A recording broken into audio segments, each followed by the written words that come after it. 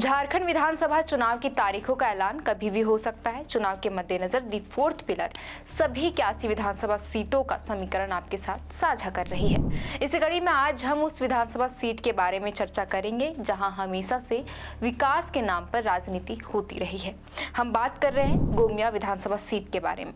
इस बार यहाँ राजनीतिक दलों के क्या मुद्दे होंगे, इस विधानसभा सीट का समीकरण इस बार क्या होगा, इस सब पर विस्तार से चर्चा करेंगे, क्योंकि इस बार यहाँ मुकाबला त्रिकोणीय होने वाला है। वहीं सभी राजनीतिक पार्टियां और उम्मीदवार अपनी चुनावी रणनीति को अंतिम रूप देने में जुट गए। इसके अलावा निर्दलीय चुनाव लड़ने वाले नेता भी यहां के वोट बैंक में सेंधमारी करने में जुटे हैं। गोमिया विधानसभा अति नक्सल प्रभावित क्षेत्रों में गिना जाता रहा है। पिछले कई दशकों से झुमरा पहाड़ नक्सलियों का जोनल एरिया कहा जाता रहा है।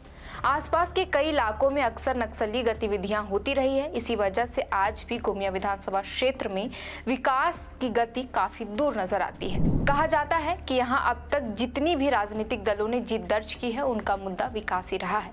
हम अपने मुद्दे पर आते हैं। वैसे तो गोमिया विधानसभा पहले आम चुनाव के समय यानी 1952 में ही अस्तित्व में आया था, लेकिन इसका गठन साल 1977 में हुआ। इससे पहले यह क्षेत्र मांडू विधानसभा के अंतर्गत आता था। गोमिया विधानसभा क्षेत्र में हमेशा से राजनीतिक दल युवाओं को रोजगार देने और पलायन रोकने जैसे मुद्दों पर चुनाव लड़ते आए। दरअसल विधानसभा क्षेत्र में बड़ी संख्या में युवा रोजगार को लेकर पलायन कर रहे, लेकिन अब तक कोई ठोस पहल नहीं की गई।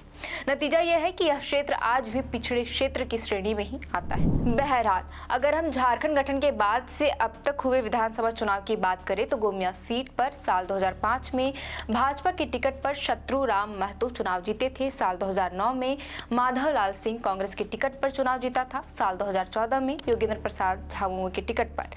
वहीं पिछला विधानसभा चुनाव में आजसू के टिकट पर लामोदर महतो ने जीत दर्ज की और विधानसभा पहुंचे।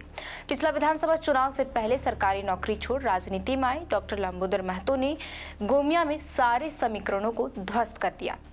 उस दौरान लामोदर ने झामुमो प्रत्याशी बबीता देवी को पराजित किया था। सिटिंग विधायक होने के नाते लामोदर महतो को ही पार्टी इस बार टिकट दे सकती है। हालांकि झामुमो इस बार यहां किसे टिकट देगी ये साफ नहीं हो पाया है, लेकिन इस बार यहां मुकाबला त्रिकोणीय होने वाला है। इस बार के विधानसभा चुनाव में झारखंड लोकतांत्रिक क्रांतिकारी मोर्चा भी यहां अपना उम्मीदवार उतार रही है। ऐसे में यहां राजनीतिक समीकरण में बड़ा बदलाव देखने को मिल सकता है।